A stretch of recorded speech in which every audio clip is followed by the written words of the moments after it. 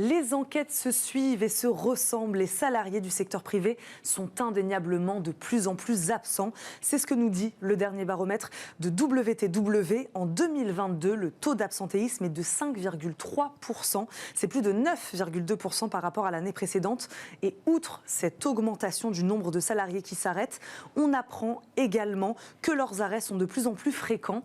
Une augmentation de près de 5% en moyenne sur un an. On va revenir sur ces chiffres aujourd'hui avec Noémie Marciano, directrice placement et actuariat Health and Benefits chez WTW, spécialiste en courtage. Bonjour Noémie. Bonjour Eva. Merci beaucoup de décrypter aujourd'hui ces chiffres de l'absentéisme en France. Si vous deviez en retenir un de cette enquête, de la vôtre, ce serait lequel et pourquoi ? Alors, on est tous d'accord, effectivement, vous l'avez dit, les études convergent sur le fait que l'absentéisme a augmenté. La Sécurité sociale l'observe aussi dans son rapport. On est cette année à plus de 16 milliards d'euros d'indemnités journalières remboursées. Donc, c'est-à-dire qu'il y a un absentéisme qui est croissant.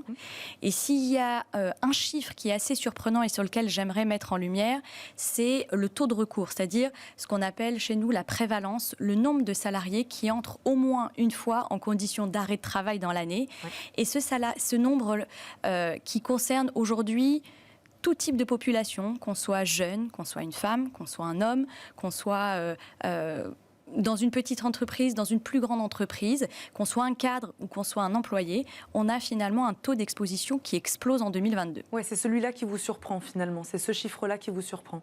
C'est ce chiffre-là qui est assez important. On a donc une prévalence de l'ordre une augmentation de l'ordre de plus 30%. Et quand on regarde dans le rétroviseur par rapport à 2019, je mets l'année 2020 entre parenthèses parce que année Covid, etc. Là, on est à plus 40, voire 50% sur certaines cibles de population. Et notamment les jeunes, et notamment les cadres, qui étaient des populations sur lesquelles on ne connaissait pas encore ce taux d'absentéisme et cette entrée en arrêt qu'on a observé en 2022. Comment on considère alors et comment on explique cette courbe ascendante de l'absentéisme aujourd'hui ? Alors, c'est une question très très difficile à laquelle les employeurs ont du mal à répondre tout simplement pour des données, des confidentialités des données qu'ils reçoivent. Aujourd'hui, nous, dans les analyses qu'on fait, on utilise les DSN. Et dans les DSN, nous n'avons pas le motif d'arrêt des salariés puisque les entreprises n'ont pas le motif d'arrêt des salariés. Pour autant, quand on regarde le dernier rapport de la Sécurité sociale qui date de juillet 2023, on apprend que la première cause d'arrêt maladie est liée à des problèmes de santé mentale. La seconde cause en 2022 est liée au retour d'infections virales, bactériennes, qu'on n'avait plutôt pas les années précédentes à cause du confinement du Covid.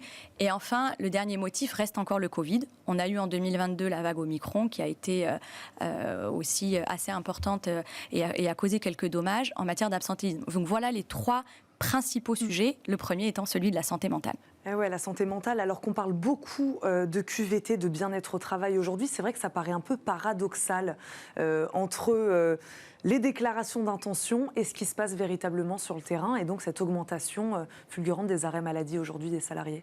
Je pense que les entreprises ont bien conscience que les salariés ont de fortes attentes vis-à-vis de leur bien-être.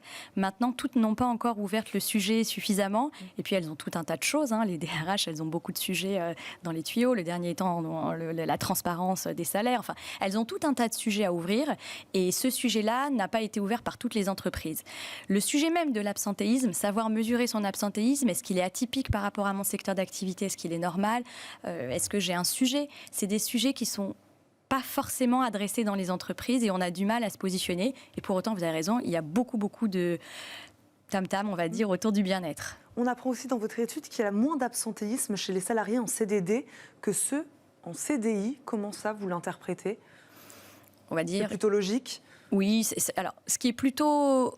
on va dire, inquiétant dans notre étude, c'est que même les salariés en CDD s'absentent. C'est un phénomène qu'on n'avait pas jusqu'à présent. En CDI, il peut arriver effectivement. Tout le monde s'absente et tout le monde s'absente plus, j'ai l'impression. Tout le monde s'absente, il faut que... on sent qu'il y a une recherche forte de sens, il y a un engagement, une motivation à retrouver dans l'entreprise, alors que le télétravail s'est installé aussi à la maison, qu'il y a un équilibre à trouver entre la vie personnelle et la vie professionnelle, qu'il y a un isolement aussi, ce télétravail a créé un isolement. Et tous ces sujets-là sont à adresser par les entreprises, mais encore faut-il savoir quels sujets les concernent et derrière, quelles solutions existent à leur disposition. Grosse poussée de l'absentéisme aussi sur les tranches d'âge de 20 à 40 ans. Ça, c'est un signal inquiétant ? Oui, assez inquiétant. Et là, encore une fois, il est lié au taux de recours. C'est-à-dire que on sent que cette population-là, qui hésitait jusqu'à présent à s'absenter, n'hésite plus.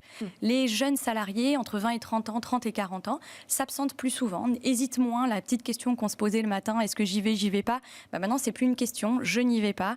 Et peut-être qu'on est sur un sujet de société, sur un sujet post-Covid, avec tout ce qui s'est passé, mais peut-être aussi qu'il y a des attentes de la part des salariés au niveau de l'entreprise sur le bien-être, comment faire revenir un salarié qui se pose la question est-ce que je viens pas, comment réorganiser, comment travailler sur la réinsertion professionnelle si j'ai été absent plus longtemps, par exemple.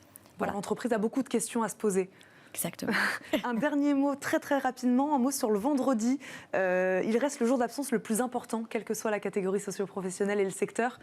Oui, alors rien à dire de très intéressant là-dessus. Le vendredi et le lundi, c'est des jours où on a des taux d'absentéisme qui sont importants, mais rien d'étonnant. Quand on a été malade le week-end, on reste en arrêt le lundi. Il n'y a rien d'alarmant. Et c'est vrai que la sécurité sociale a beaucoup parlé des arrêts de complaisance, mais c'est l'épaisseur du trait dans le vrai sujet de l'absentéisme. Bon, merci beaucoup Noémie Marcionnet d'être venue nous parler de l'absentéisme dans le secteur privé aujourd'hui avec ce baromètre.